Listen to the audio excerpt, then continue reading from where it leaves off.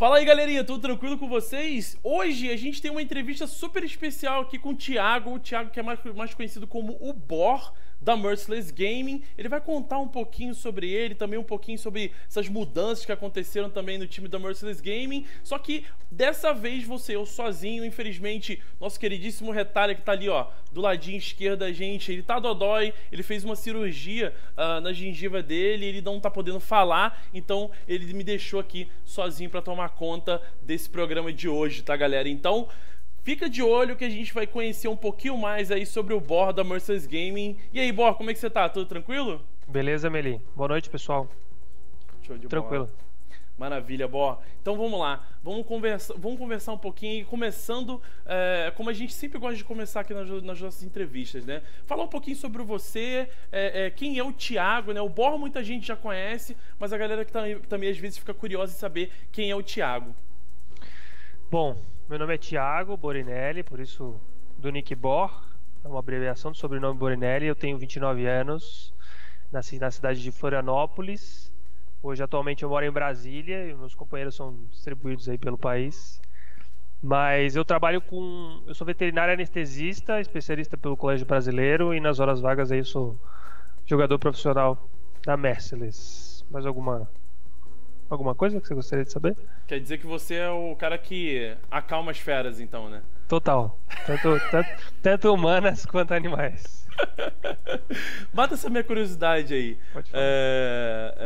Como é que funciona o trabalho de anestesista, assim, no geral? Porque a gente sabe que o cara vai lá, bota uma coisinha na pessoa, a pessoa apaga. Mas não é só isso, né? Eu fiquei até curioso em saber como é que funciona mais ou menos. Não precisa ser, obviamente, muito estendida aí a explicação, mas é interessante o pessoal saber como é que funciona, né? Sim. Cara, o trabalho do anestesista, ele se resume em garantir a segurança do paciente enquanto ele está em sono profundo, né? Que a gente chama que é o sinônimo de anestesia, que é o sono profundo. Quando a gente trata de sono profundo, a gente obrigatoriamente tem três coisas acontecendo ao mesmo tempo, né? A inconsciência, que é o sinônimo de sono profundo, relaxamento muscular e ausência ou diminuição da dor. Que essas são as três responsabilidades principais de um anestesista. Entendi. Então, assim, existe algum risco, alguma coisa que acontece, por exemplo, quando você vai dar anestesia? Sim. Isso acontece tanto na medicina humana quanto na veterinária. Existe o risco por conta do lado do paciente e o risco por conta das drogas que a gente administra. O lado do paciente envolve doença cardíaca, renal, pulmão, o sistema orgânico como inteiro. Agora, pro lado dos medicamentos, aí envolve reação alérgica, intolerância, coisas desse tipo. O risco, ele existe tanto no homem quanto nos animais, só que no homem, se a gente for comparar assim, em termos de número, no homem acontece muito menos porque tem muito mais tempo praticando, conseguindo evoluir, vamos dizer assim, né, do que nos animais. Se a gente fosse colocar uma situação anestésica de risco em que o ser humano poderia vir a óbito por questão do medicamento, a gente coloca aí um ser humano a cada quase 1 milhão de pessoas, enquanto nos animais isso diminui às vezes para 100 mil, 50 mil. É perigoso, né? Bem perigoso, né? É perigoso, com certeza. Por isso que a gente preza tanto pela presença do anestesista. Ah, legal, muito legal. Então a gente sabe um pouquinho aí mais ou menos do Thiago, né? Mas como sempre a gente também tem um foco a falar sobre o competitivo, sobre o esporte eletrônico. Mas achei interessante. É interessante também porque eu já fiz algumas cirurgias, né? E teve uma até inclusive que eu acordei completamente louco, né? Me deram morfina e eu fiquei completamente louco depois que eu acordei. Comecei a falar um monte de besteira no hospital, mas essas coisas aí deixa quieto que foi meio vergonhoso. A morfina, ela tem os seus lados bons e o lado ruim, né? Vamos dizer assim. Pois é, você fala muita besteira, muita besteira. E na época, inclusive, eu fumava, né? Fumava bastante, por sinal, na época. Isso foi lá pra 2005, mais ou menos, ainda não tinha parado de fumar. Aí depois da cirurgia, quando eu já tava no quarto, a enfermeira perguntou: você tá tudo bem? Isso aqui? Foi tranquilo a cirurgia? Eu falei: foi, beleza. Você gostaria de alguma coisa? Eu falei: um cigarro. Aí, mas senhor, não pode fumar aqui dentro. Falei, como não? A gente vê lá na TV, filme, seriado, os caras fumando em hospital. Ela, não, aquilo ali é ficção. Falei, não é nada, ficção nada, aquilo ali existe. Você tá me enganando. Completamente louco. É muito louco. Enfim, mas vamos agora entrar naquele lado que a gente também gosta de conversar, que a galera também que tá assistindo com certeza tá super interessada. Esporte eletrônico, o Bor, como é que foi que você chegou ao mundo dos esportes eletrônicos? A gente quer saber um pouquinho como é que o Thiago se tornou o Bor. Cara, eu tenho muito a agradecer ao meu pai. O meu pai mexe com informática, assim, desde que eu mudou por gente. E desde pequeno, assim, ele me ensinou, né, a mexer com computador, a gostar de jogo. Um dos primeiros jogos que ele me mostrou foi Doom, assim, com 6, 7 anos de idade. Então, desde essa época eu jogava. Na época do colégio, assim, lá pelo terceiro ano, que você fica naquela, né, de vestibular, eu jogava CS profissional com os meus amigos lá em Florianópolis. Inclusive até tinha rolado a possibilidade de eu jogar profissionalmente, só que eu fiquei dividido entre a faculdade e jogar. Naquela época era bom, mas não é uma realidade completamente diferente dos dias de hoje, né? Aí eu sentei, conversei com os meus pais e a gente chegou num consenso de que era melhor eu fazer faculdade e que se porventura no futuro eu voltasse a ter interesse por jogo, eu mesmo arcar-se com essas consequências, né? Se tivesse que arcar com alguma. Aí, ano passado, eu tô aqui em Brasília desde 2011. Uhum. Em 2011 até 2013, mais ou menos, eu não tinha vida, porque eu fazia residência. Eu trabalhava das 8 da manhã às 8 da noite, e das 8 da noite às 8 da manhã eu também trabalhava, só que eu, né? Os horários de sono eram meio restritos, então eu não tinha muita vida. Quando eu saí da residência é que eu voltei a ser um ser humano padrão, assim, vamos dizer assim. Aí eu comecei a morar sozinho, comecei a ter o videogame que eu comprei aqui em Brasília foi o PlayStation 4, aí comprei o Rainbow Six, comecei a gostar do jogo e tal. Vi que o competitivo dele estava crescendo, comecei a me interessar. Eu sempre fui muito competitivo, assim, futebol, sempre perguntava nos esportes de uma maneira geral, eu sempre fiquei na área, assim, de competição. Quando eu jogava futsal, eu era da escolinha do colégio principal. Quando eu comecei a jogar futebol de campo, eu tentei fazer teste no Figueirense para jogar de meia direita. Então, essa parte de competição sempre me motivou. Na faculdade tinha esporte, eu jogava, viajava, perdia aula para jogar. Então, aí quando eu comprei o videogame, gostei do Rainbow Six e vi que o competitivo estava crescendo, eu vendi o PlayStation 4 e comprei o computador. E como meu pai tem uma loja de informática, facilitou assim 300%. O que eu gastaria tipo uns 10 mil reais no computador, né? Uhum. Se fosse para comprar numa loja, eu paguei menos da metade. Você deu bem nisso aí, né? Porque realmente Total. a gente sabe, né? Que PC é uma coisa que, por conta do dólar principalmente, né? Ficou uma coisa muito cara. Isso aí é inegável, não dá pra deixar de dizer. Mas fica difícil você conciliar teu trabalho com os treinamentos? Assim, eu não digo... Eu não consigo dizer pelos outros que eu não tô na vida dos outros, né? Mas quando eu entrei na anestesia, aqui em Brasília é dividido mais ou menos de duas formas. Você pode ser funcionário de uma clínica, uhum, né, e trabalhar fixo lá como se fosse qualquer outra profissão, das 8 da manhã às 8 da noite ou das 6 da tarde. Ou você pode trabalhar de clínica em clínica, né? As pessoas te ligam, você vai lá, presta serviço e vai embora. Que é o que eu faço. Só que eu mesclei as duas. Eu trabalho apenas em duas clínicas, numa no período da manhã, outra no período da tarde, só que eu não sou obrigado a estar lá nem de manhã e nem à tarde. O que eu faço? Eu faço a minha agenda, e aí, por exemplo, na clínica A eu tenho cirurgia às 8 da manhã e outras 10. E à tarde eu não tenho nada na outra. Então, dá pra me encaixar aí como um profissional liberal. Eu não tenho obrigação de emprego, né, com nenhuma delas, mas eu me comprometo em termos de palavra, né? Ter cirurgia a tal hora, eu tô lá pra fazer. Isso facilita muito, assim, o jogo, né? Pois é, verdade. Realmente, fica um pouquinho mais tranquilo de trabalhar os horários, né? E agora, falando em horários, falando em treino, esportes e tudo mais, você atualmente é jogador da Merciless Gaming, né? Você já jogou pelo time da Brazilian Kids, da BRK. Uhum. teve uma temporada na Pro League como a BRK, mas depois entrou aí pro Merciless Gaming com um time que surpreendeu muita gente. A gente estava até conversando em off aqui, né?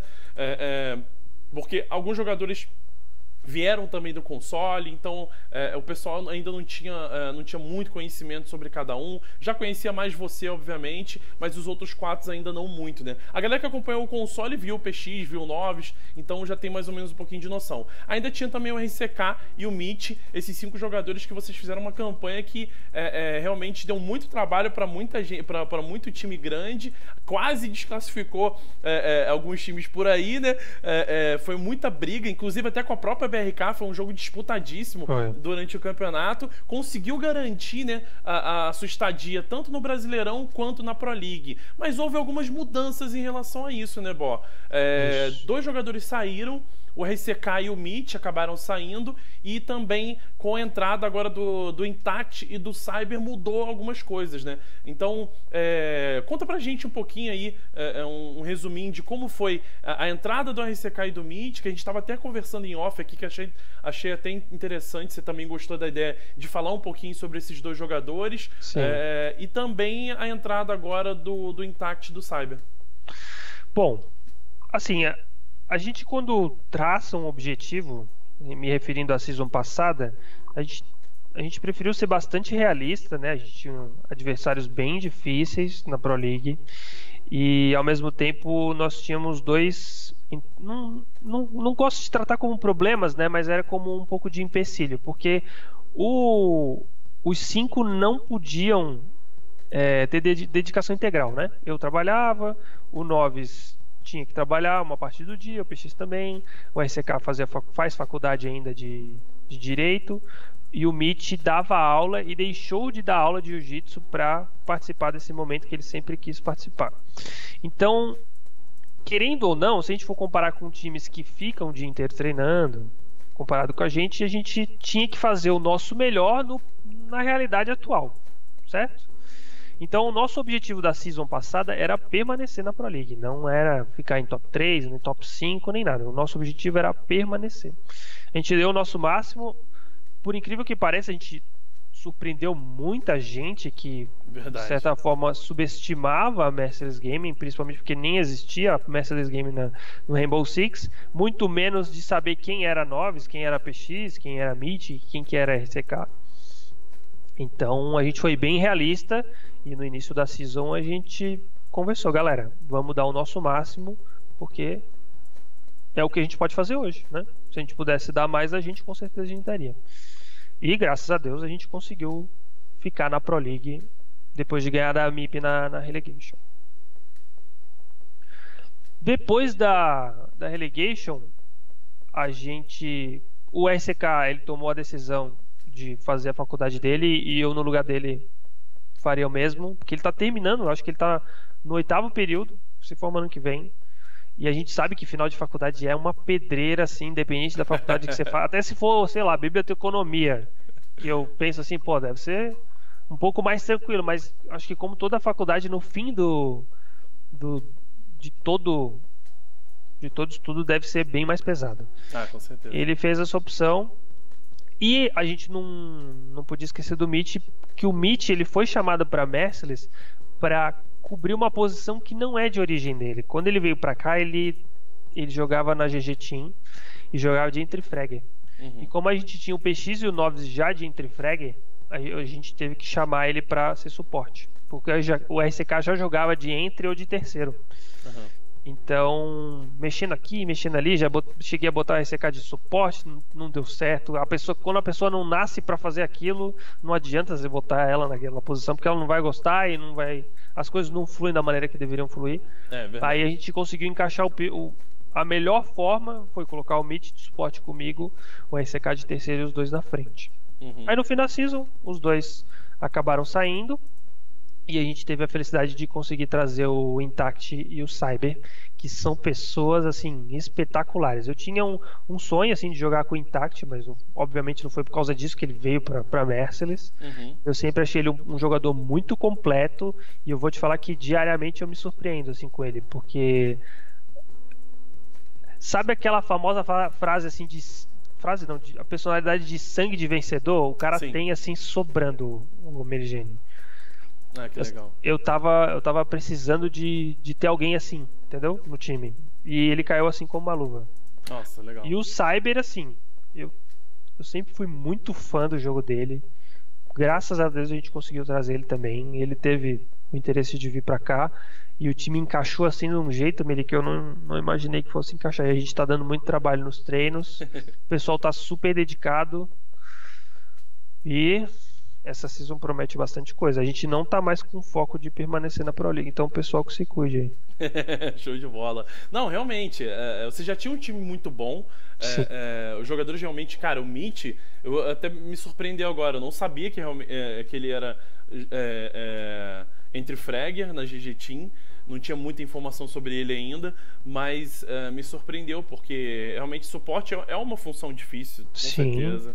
É uma função que traz muita responsabilidade pro jogador.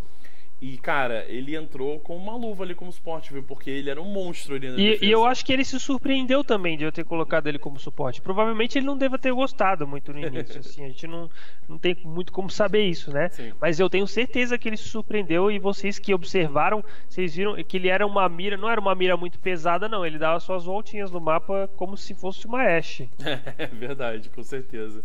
Mas então o Intact e Cyber entraram agora para Merciless para completar esse time. E como é que tá agora a expectativa para essa próxima season? Tanto do Brasileirão quanto da Pro League. O que você espera aí da Merciless e até do próprio campeonato? A gente quer pelo menos chegar na semifinal desses dois campeonatos, o Meli. O pessoal agora, no caso do Noves e do PX, que tinham que trabalhar, agora segunda-feira provavelmente eles já estejam indo para GH. O Intact também, o Cyber também. Então o Cyber já tinha tempo integral de dedicação, o Intact também, então, e o Novos e o PX tinham essa parada de trabalhar um pouco e jogar um pouco. Agora vão os 4 para GH, e eu, como trabalho, eu vou ficar nas semanas de jogos, vou ficar uma semana direto lá. Ah, que legal, isso é interessante. Isso é uma coisa que é importante falar, né? Como o cenário está cada vez mais se profissionalizando, né? Vocês estavam aí treinando cada um na sua casa, hoje em dia tá praticamente todo mundo agora com mais GH também na própria Merciless. Cara, espero que realmente isso surta efeito. Vocês são ótimos jogadores. Você foi um cara que realmente se destacou demais tanto na BRK quanto na Merciless. Por acaso você foi um dos caras com maior porcentagem de tiro na cabeça também durante o campeonato. Absurda a quantidade de headshots que você mandava do jogo. E, cara, eu acredito em você e eu concordo com você. Eu acho que a Merciless ainda tem muito que oferecer nessa próxima temporada, e eu tô sentindo que todos os times estão ficando muito bem equilibrados, assim, que com essa mistura de jogadores de um time daqui, um time de lá, sim.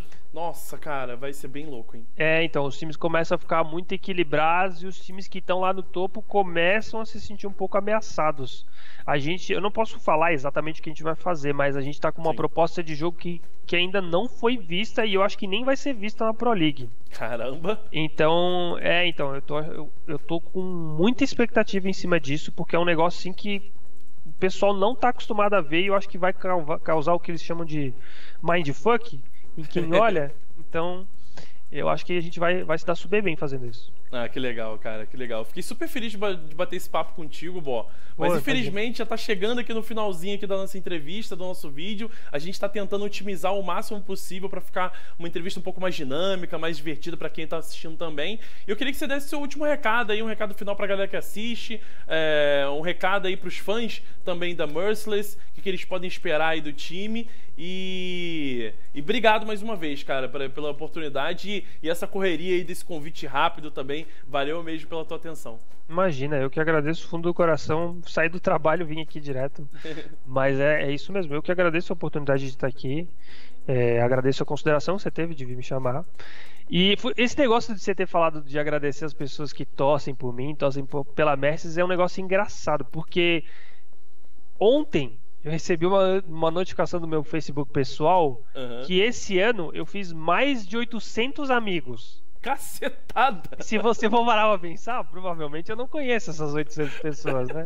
Eu entendo disso. Então são 800 pessoas que viram meu trabalho na Merciless, viram meu trabalho na BRK e me adicionaram no Facebook. Então, pessoal, eu gostaria de agradecer bastante o carinho que vocês têm. Então, junto com essas 800 pessoas, não vem só um convite de amizade, vem uma mensagem de carinho, uma mensagem às vezes de agradecimento, né, por ter aceitado a pessoa. Então eu queria agradecer todo mundo que teve esse tempo de me adicionar lá, ter esse carinho de mandar uma mensagem, que às vezes a gente não consegue responder todo mundo, porque eu trabalho o dia inteiro, então ainda tenho tempo de treinar, então sempre que eu posso eu respondo o pessoal.